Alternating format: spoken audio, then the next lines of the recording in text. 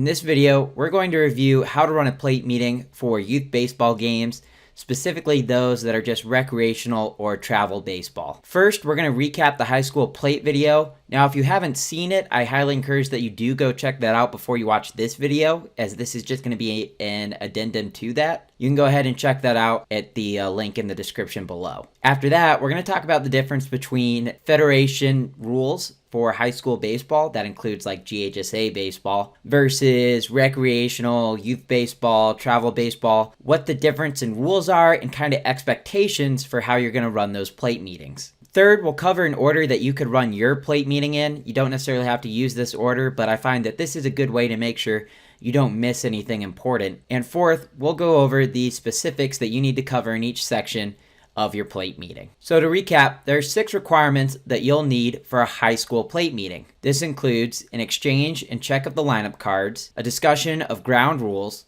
confirmation players are legally and properly equipped, an expectation of good sporting behavior, and for our local associations here in Georgia, that includes confirming that you have a game administrator on site and a lightning detector. Now, for youth baseball, this is going to be a little different because we're not having to hit all the requirements of high school baseball. For example, most youth baseball and travel baseball does not have the umpire keeping track of the substitutions. Usually they're free substitutions. So at the plate meeting, we're usually not going to exchange and check lineup cards. That's extremely rare for this level of baseball. Also, this level of baseball, we likely won't need to confirm that there's a game administrator on site, and there likely won't be a lightning detector as well. If there is at the place you're playing, that's great, but I know for most of our parks, we ask our umpires to use their judgment, which could include using your phone and a lightning detector app on your phone to see when that lightning gets within a range that's been predetermined by your league to be too close. Now, for youth baseball, there are a couple things that you will want to go over. You'll want to discuss the rules at your plate meeting, specifically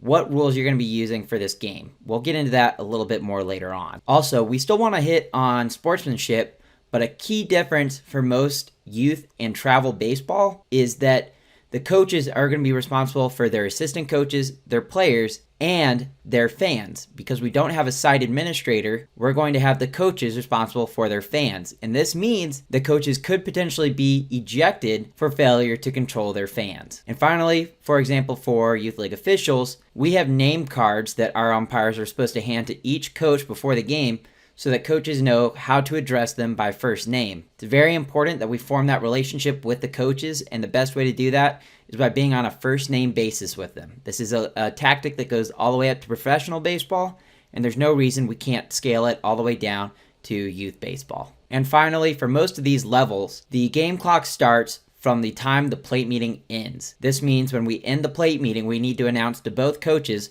what time we have and that the clock is now running for the game. So real quickly, let's cover the proper order for a plate meeting. First, introductions, and importantly, let's talk about safety, get that out of the way. So you'll just make your introduction to the coaches, and you'll make sure to confirm that their players are legally and properly equipped. After this, we're going to have a brief rules discussion, just clarifying anything as needed for your age group. From there, we'll move on to sportsmanship, again, telling the coaches they're responsible for the behavior of their players, assistant coaches, and fans. And finally, when closing, a simple wish of good luck and announcing the start time for the game. So let's get started with introductions and safety. So of course, when the coaches come out to you at the plate meeting, you want to introduce yourself, give them a good solid handshake, and introduce yourself with your first and last name. In return, they'll give you their first name, maybe first and last name, but we're going to try to make it a habit that for the entire game, we're going to address them by their first name, and they should address us by our first name. Being on a first name basis makes it a more personal relationship between you and the coach, especially if you're working a league where you're going to see this coach multiple times. It's a great way to build up a relationship with that coach that can potentially help you stay away from problems in the future and humanize you a little bit more. Now, while umpires are expected to remember the names of these coaches, and you can do so by writing it down on a piece of paper, the coaches won't always remember your names, and that's fine. That's why for youth league officials, we hand out name cards as you see here. These name cards you can get at umpire row before the game, and then distribute them to each head coach at the plate meeting. These cards include the game number from arbiter, the date and original scheduled start time for the game, the full first and last name for the plate umpire, and the first and last name for the base umpire. Another benefit of these cards for our association is that they give a link to the coaches to go and review their umpires. Yes, I know getting reviews from the coaches probably not going to always be great, and certainly a biased view. It's not the only thing that we use to grade our umpires. In fact, it's very, very low on the list, but it can help us better understand situations and look for trends overall in our umpires, just as another way to see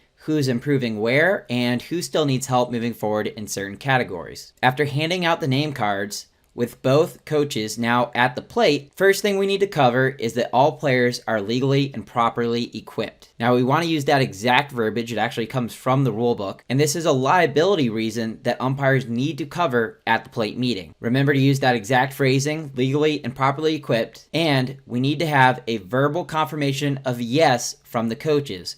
So not a head nod or I hope so. We need to have an affirmative yes answer from the coaches.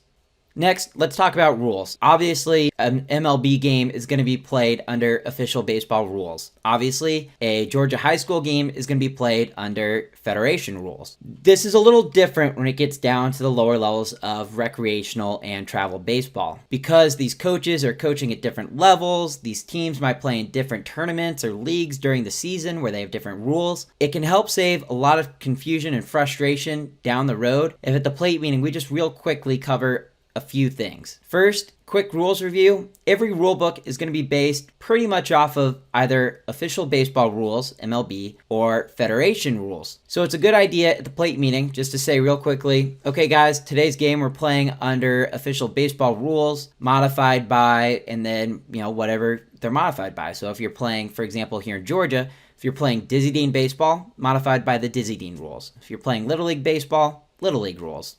And, whatever travel tournament, modified by that. On top of this, you might say, okay, and this is a 10U game at whatever the time limit is that is set for it. And you'll also maybe want to cover one or a few things that are specific to that rule. So moving on, you get to cover the rules of emphasis. For my association, Youth League officials, you'll have access to the rule books online. In that, you'll see highlighted sections that are points of emphasis. The points of emphasis should be brought up at the plate meeting every time to make sure coaches understand these key rules. For example, at one of our parks, the rule is that you must slide feet first and that sliding head first is an automatic out. This needs to be addressed at every plate meeting to help avoid confusion later on, because this can be a big play down the road when you make that call that makes a coach angry. Cover it at the plate meeting. That way they have no excuse for not knowing the rule. After the rules of emphasis, you'll want to review ground rules. Now, for a rec park, they're usually going to be pretty well enclosed. You don't need to go all the way around or explain to them every single rule in the rule book,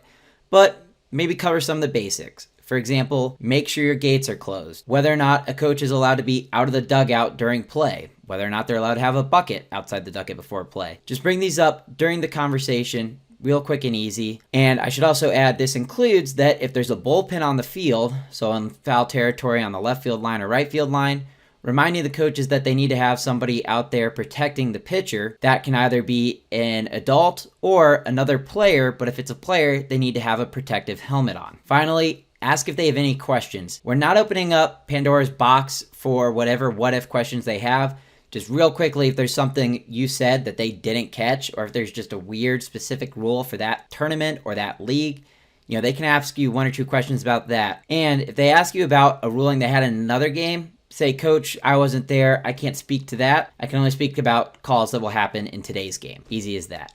Next, let's cover sportsmanship in the plate meeting. So here, we want to explain to the coaches that they're responsible, again, for their players, assistant coaches, and their fans. We expect them to be a role model of good sportsmanship throughout the game, and that they will help us keep their fans, assistant coaches, and players in line when needed. So this is also a good opportunity to explain to the coach how they may request time and come up to you to ask about a call. So what I like to do, for example, is tell the coaches, if you have a question about a call, make sure you request time, and when time is granted to you, come out to the umpire who made the call. If we feel that there might be information that our partner has that could help us in making the call, we might get together and discuss it, but after that, the call will be final, and we'll be done discussing it. This little brief disclaimer here might just be enough to help that coach understand, okay, this isn't the days of turning the hat backwards and running out to the umpire. Instead, if I come out in a calm and collective manner, the umpire can either explain the call to me or even get help from their partner to see if they want to change the call.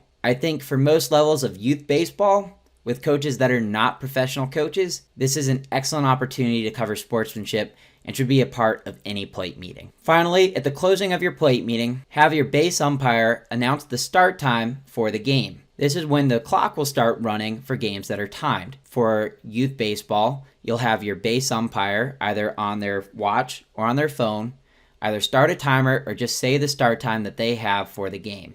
You want to make sure both coaches hear this so there's no complaints about it down the road. Finally, once this is done, wish the coaches good luck, make sure you've gotten baseballs from the home team coach, and it's time to start your game. So there you go. Thanks for watching this addendum to the high school plate meeting and what you need to cover for youth or travel baseball. As you're moving through this isn't necessarily a line for line what you need to say. Hear what more experienced umpires are saying for their plate meetings.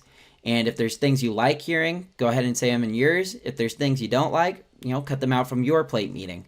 But just know that these are the basic subjects that you should try to reach. And if you need to, you're welcome to write them down on a note card and take them out with you to the plate meeting.